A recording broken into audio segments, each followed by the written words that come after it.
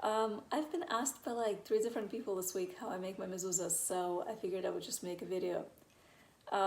So I used to make a box. I used to actually build a box, and I used to make each side and then join them together. And it was really cool, but it was very time consuming, and I'm not sure that it was aesthetically as pleasing as I wanted it to be. So since then, I found a different way. I made myself a little ceramic. This is, I don't remember if it's bisque fired or glaze fired, it's a full vitrification, doesn't matter. But I made a little, shape like this, and this is like my slump mold. And then, or drape mold, I should know.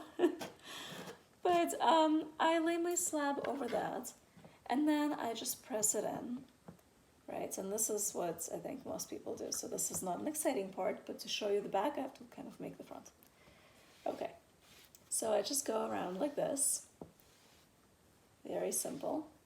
And then if I can ever find some sort of a cutting tool, excuse me, okay, here we go. So I cut out my mezuzah shape.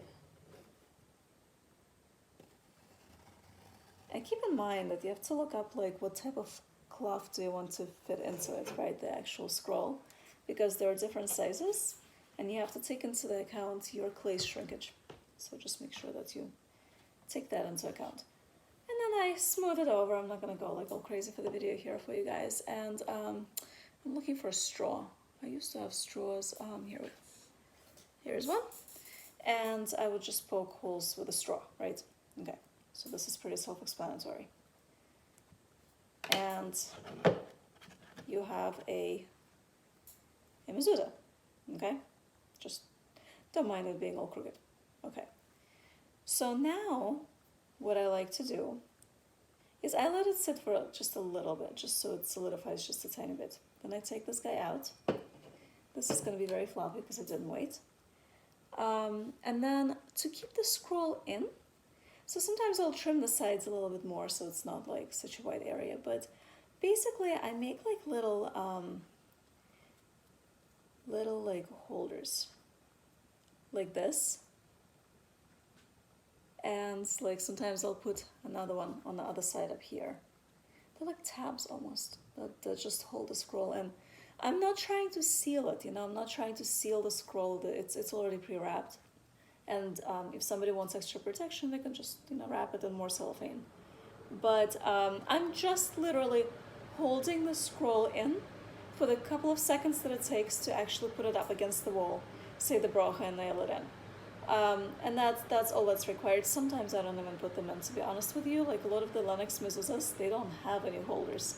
They just open like this, and you put the scroll in, put it up against the door frame, and you go like this, and it just stays.